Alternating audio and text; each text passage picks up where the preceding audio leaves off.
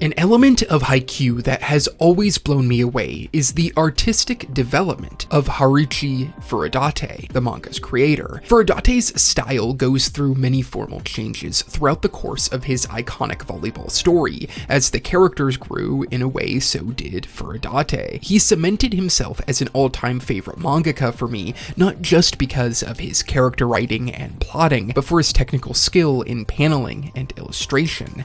By the story's end, Furudate matches the quality of other major Jump artists like Oda, Ishida, Kubo, and Tagashi. I'm interested in how Furudate approached Haikyuu's storytelling differently as the manga went on. From the moody, horror-like renderings in the early chapters, with moments depicted through dramatic and detailed illustrations, to the softer, dynamic compositions that created the epic qualities of later Haikyuu. Here, I want to investigate the evolution of a modern master of manga, and I think it's important to start with Furudate's work that predated Haikyuu. Furudate's first published manga was with the one-shot King Kid. King Kid follows a young protector of his town whose personality walks the line between delinquent and hero. The short story echoes a lot of the shonen battle themes and moods that were popular in the late 2000s. Here, Furudate leans into high contrast illustrations. Characters are rendered with little detail, leaning into silhouette more than emotion. He forgoes most backgrounds in favor of the blank page, everything working together to make a great visual contrast, but nothing goes far beyond that. King Kid showed signs of the playfulness and fun paneling that would go on to become a staple of Haikyuu. Setting and character emotion is the #1 place Furudate will grow by the time he starts Haikyuu, but for a first published work, you can see the talent and storytelling ability on full display. An interesting window into the first publication for a mangaka. My favorite panel coming from the final page of this story, which reminds me a lot of the style that will go on to make Furudate a powerhouse. After this, Furudate would start making his first serialized publication for Jump with Sophistry School, The Ghost Story of Yotsuya. The horror drama would only run for a total of 3 volumes and 18 chapters. It's funny to think of the positivity in Haikyuu coming from an artist whose previous story was horror. While its subject matter shares little with Haikyuu,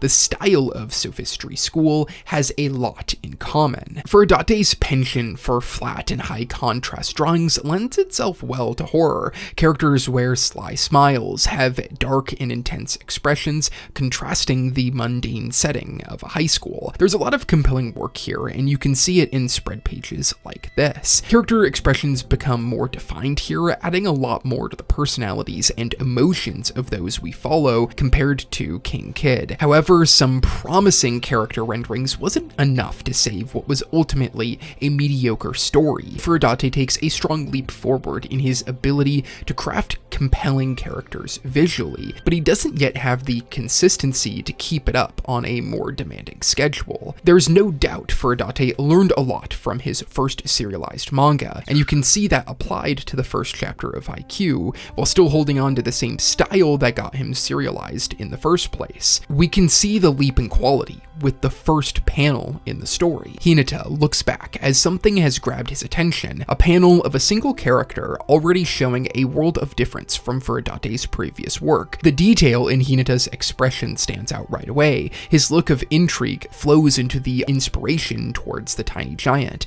On top of that, we get a sense of the chilling environment, all from a single panel. Compare this to the first show of the main character in the previous manga. He exudes a creepiness that matches the horror setting, but we get little insight into the character's mindset or actual atmosphere of the manga. Going back to Haikyuu, we cut 3 years later and get the first impact panel of a spiker.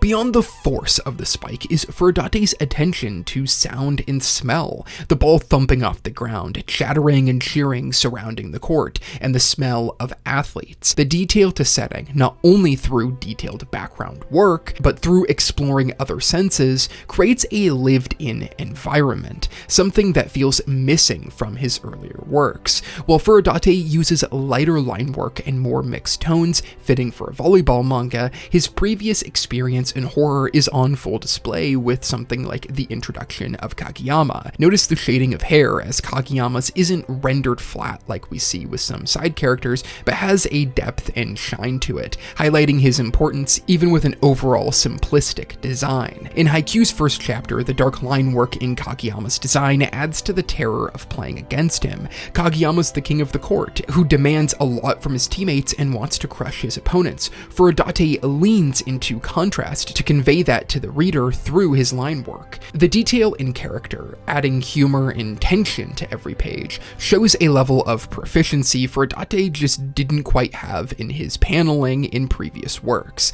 a leap that puts him squarely on par with the rest of most successful manga in Jump. His style and choices in paneling and expression do a lot to balance the light tones of a sports manga and the intense, overly dramatic declarations and matches. Furudate approaches Haikyuu with a concept over moment attitude early in the story. Many panels come with lots of dialogue, all focused on the reader grasping the strategy and rules of each play. Furudate first and foremost wants his readers to become familiar with volleyball, the rules and the players connected with the sport, so he leans on dialogue to do much of the heavy lifting in these early chapters. Here he leans into moody renderings of the characters to make moments dramatic, and does so with a great eye for depth. Haikyuu's early chapters sets a dramatic tone, as if Furudate needs to make the character and settings as intense as possible to get his readers interested in the more technical side of volleyball. While Furudate does have an eye for composition, especially in some of the impact panels, Haikyuu's first dozen or so chapters don't utilize that composition in the same way later matches will. The first chapter has moments that would normally take up a large portion of the page, relegated to less than that. I always remember the iconic shot in the anime where Hinata looks down to Kageyama. For the amount of times I have both watched and read this series,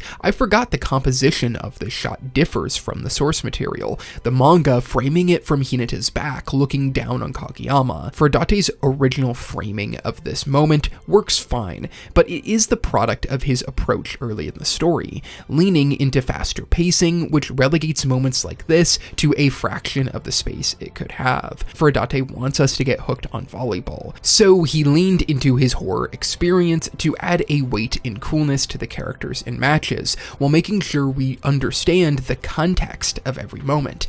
It's actually amazing how much depth, lighting, and sound play a role in the first chapter of Haikyuu compared to how he approached that in early stories, showing that his technical ability as a mangaka grew so much over the years before Haikyuu, and is a big reason why Haikyuu was a success early on. We would be here all day if I went chapter by chapter discussing the different techniques and approaches Furudate used, so instead I want to explore the paneling over the course of a handful of different matches. First, let's take a look at how Furudate handled what I consider to be the first major match in the manga, Kurasuno vs. Date Tech. 40 chapters in, Furudate removes much of the dramatic renderings to the character in favor of lighter tones. Kageyama's sadistic smile has more humor than drama to it before the match begins. The panels fall into some really standard structuring for a weekly title. Things don't flow super well into one another, and there isn't much that would specify the paneling in this match from any other in the series. But there is a refined quality to the emotions of the characters that will become a signature of Furudate moving forward. Take the panel of Hinata and Kageyama reacting to Suga asking them to break down the iron wall for Asahi. Kageyama expresses determination, while Hinata's eyes read similarly. His expression leads to some conflicted feelings connected to him wanting Asahi's role of ace for himself. Much of the structured paneling leads to a smaller focus. You don't get quite the same sense of atmosphere in the Date Tech match as you will in those later on. You could argue Furudate hasn't built up his style this early in the series, leading him to follow a standard formula of paneling, but I also think there are story reasons for this. The first is narrative. Date Tech loom over Kurasuno for how they limit their view of the court, so the paneling matches this, tightening everything up, making the reader feel a similar pressure that Kurasuno does. The other is pacing. without building up the reader's palate for longer matches, as we're still learning the nuances of the game. Furudate makes the match move quicker. This comes from introducing teams in the same page the first serve is taken. In the Date Tech match, Furudate breaks down most actions bit by bit, in a way holding the reader's hand through every play, this marking an in-between moment for Haikyuu style. Furudate has started to abandon the overly dramatic, intense renderings for a lighter tone overall, but in the wake, the style comes off less refined. The artwork here still has many moments of brilliance. Noya's foot receive is still one of the most iconic moments in Haikyuu, but the personality in a character like Ione and the rest of Date Tech aren't able to shine like other opposition later in the manga. The Date Tech match feels like an example of Furudate not being able to fully take the visual storytelling he would like because the audience has not yet built up their palate for something like that. As we move past this match, Furudate will slowly shift the way he draws his characters by removing some of the detail in favor of softer expressions that more easily convey specific emotions to the readers. This does mean we get less of the iconic Hinata looks, but we still have many moments of horror style Furudate cuts his teeth on. In particular, the introduction of Lev taps into that style. Some of the highlights over this time have to be Ushijima crushing the first years, or Hinata spotting Oikawa on the final play of their second match versus Aoba Josai. For the remainder of the prelim tournament, Furudate will live in this mixture of styles, but once we get to nationals, things really start to change as Furudate is fully able to embrace a visual format of storytelling. Concept shifts to moment. When we take such a leap forward in Haikyuu's timeline, we see how Furudate renders the characters with a softer tone. By the time we reach nationals, Furudate leans into a less detailed style, adding softer line work to bring his characters to life. He still relies on backgrounds and other senses to fill in the tones of the environment, but each panel has so much more depth to it than it did previously. Take the way he handles character introductions. This panel of the Mia twins before the match frames the duo as larger than life. Compare this to the flat composition of Date Tech, a team framed as more terrifying going into the match than Inarizaki was. Furudate leaned on high contrast inking to enforce the drama of characters and setting early in the story. By the Inarizaki match, he brings it out through composition. How much of the page Furudate dedicates to Inarizaki's band overtaking the gym, or how much time he gives to the lineups. There are various reasons why Furudate takes a slower approach to the Inarizaki match, but what matters most is the effect. Now that we understand the character dynamics and rules of volleyball, the specific feelings and moments take precedent. Look at how differently Furudate stages different serves. In the second chapter, we see Kageyama hit a jump serve. The intensity of this is conveyed through Kageyama's expression and the multiple smaller panels dedicated to the velocity of the ball. We get a few panels to show Kageyama going into the serve, the impact panel that really pops off the page, into a more bit-by-bit storytelling about how fast the ball comes in making Hinata have to duck out of the way. For Atsumu's first serve of the Inarizaki match, you get him walking out of Tanaka's mind into position as the crowd showers him until he tells them to quiet down. Then, as he makes his drive and the two girls cheer, we follow that sound into the impact of his serve, then cutting to him hitting it so fast Tanaka and Noya can't react. While Kageyama's serve works well for the tone of early Haikyuu, it's hard to argue that Atsumu's isn't more visually stimulating, and the pace of his serve hits with greater impact, when Karasuno's players couldn't even track the ball. On top of this, in the Inarizaki match, Furudate is asking its readers to engage with the visual language far more than he is early in Haikyuu. It is the way Furudate breaks conventions of how he should panel, with the pressure Atsumu puts on Tanaka visually shown here that adds so much depth to the match, but depth that likely wouldn't be possible without the foundation laid in the first 100 chapters.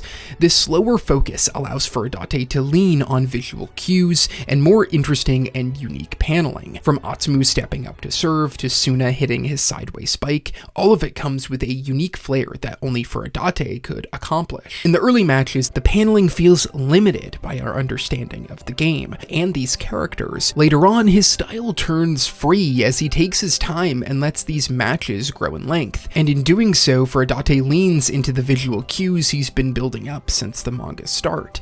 Furudate's visual visual language is pushed to the extreme in this match. He'll indicate Asahi's about to serve with the panel of a balled fist, or call back to an earlier moment in the story as the twins pull off their own version of the freak quick. That is why thinking about Furudate's artwork in a vacuum of progress misses the purpose and building blocks he's put in. His style changes, and he allows himself to take a slower pace, one that is enhanced by the concrete focus early in the story. The Inarizaki match is a feast of visual storytelling. The way Hinata gets his first legit receive ensures readers stay in the moment. Our attention is drawn away from Hinata, then here he is. Furudate lets us sit in the receive, then he goes back to Hinata's mind the next chapter to get the technical side of it. Furudate has a freedom in the Inarizaki match that he just doesn't have before. He flows from the minds of characters, and he does a great job of tricking the reader into thinking outcomes will be different. Furudate establishes a simple yet effective technique throughout Haikyuu's story, and one of the best uses of it comes in the Inarizaki match. Furudate will blend settings together to convey the feeling of practice or connection, that your training matters when you're on the court. An amazing example of this comes from the Yamaguchi panel before his first serve of the Inarizaki match. He's in a panic as his reset point, the exit sign, is covered up.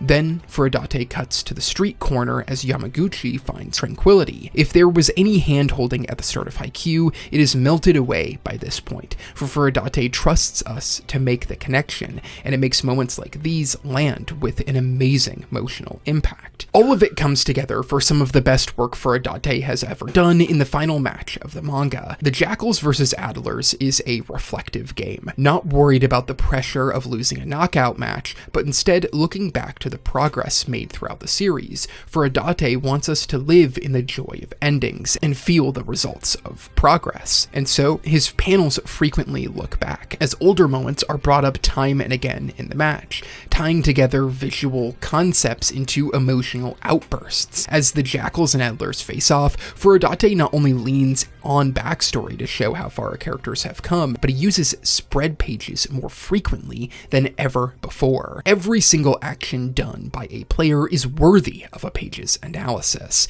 By this point in the story, Furudate balances the entire cast, and so he shifts POVs seamlessly through transitions, showing the Mia twins in one panel, then cutting to their backstory on the next page. Subtle transitional setups like this make flowing through the match a breeze and strengthens the connective tissue for how this match pays off many of the story beats. Take the different ways Furudate approaches Uchijima and Hinata's battle from their first match in the prelim tournament, with Shiratorizawa in position to take a massive lead in the 5th set of the national qualifying match. Furudate boxes in Karasuno and the rest with the overwhelming chanting of Shiratorizawa that flows into the next page, where we get the serve into receive into set for Uchijima, subtly following Hinata from behind the net. This transition into a page all focused on Hinata stopping Uchijima, turning into a point scored for Karasuno and Uchijima's intense glare, then take the last set,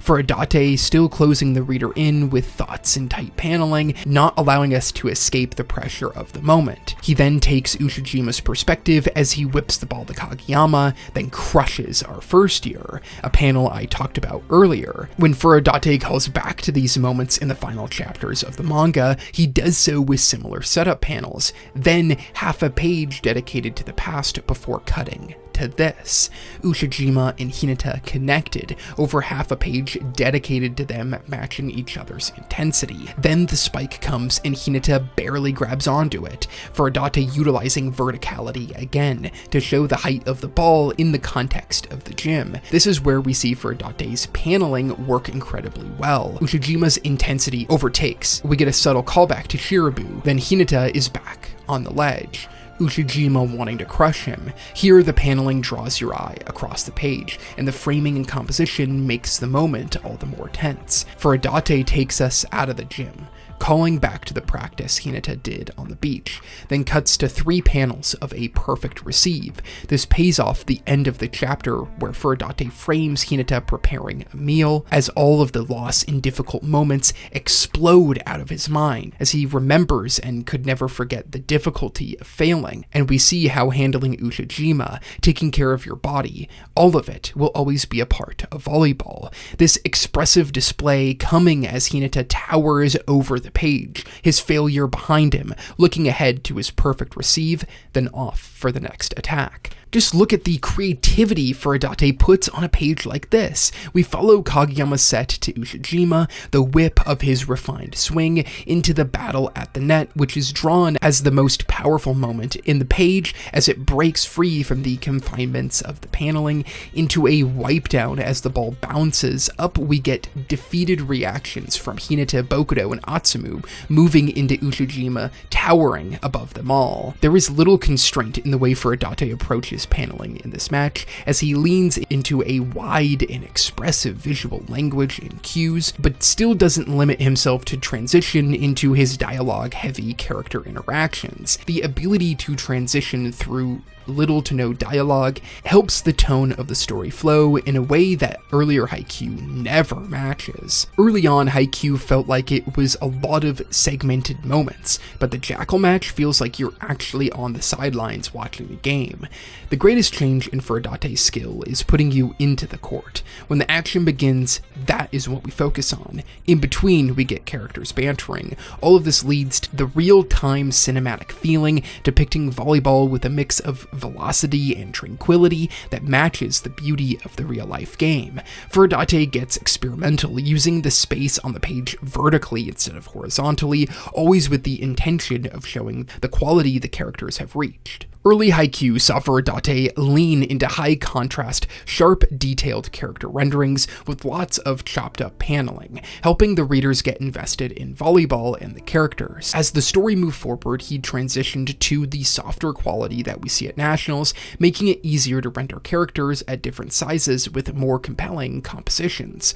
While looking through his artwork, two shifts happen. The first comes after Kurasuno loses to Aobajosai. The matches following the Tokyo training camp trust the reader more, and in doing so take a slower pace, with the Shiratorizawa match bridging early and late Haikyuu the most. Nationals, Furudate fully embraces the visual storytelling, and in doing so gets more experimental with his paneling, as characters leave their frames and the shape of the panels take on wildly different forms. This leads to an almost cinematic feeling by the story's end, where the reader's eyes flow seamlessly through each page as if you're in the gym alongside the characters. There's no doubt Furudate's technical ability improved throughout Haikyuu's run, but since the beginning he's always had an eye for composition and character detail. You see it in how accurately he handles the different muscles and body types of the characters, always looking to match a realistic movement with an outlandish but powerful metaphor. More so than his formal progress is the way different matches and story arcs demand new styles and approaches for a mangaka who is willing to try something new. That last match is so special because it is the culmination of experimentation and progress that makes it such a pleasure to read, and the results made Furudate one of my favorite mangaka of all time. Thank you so much for watching the video. I hope you enjoyed it. I want to give a huge shout out to all of my patrons and YouTube members. They are so crucial in my ability to keep making videos. So if you want to make sure I can continue providing high quality content, consider supporting. Through the memberships, you get access to this channel's Discord server, your name at the end of every video, as well as exclusive posts. Thanks again for watching, and I hope to see you in the next one.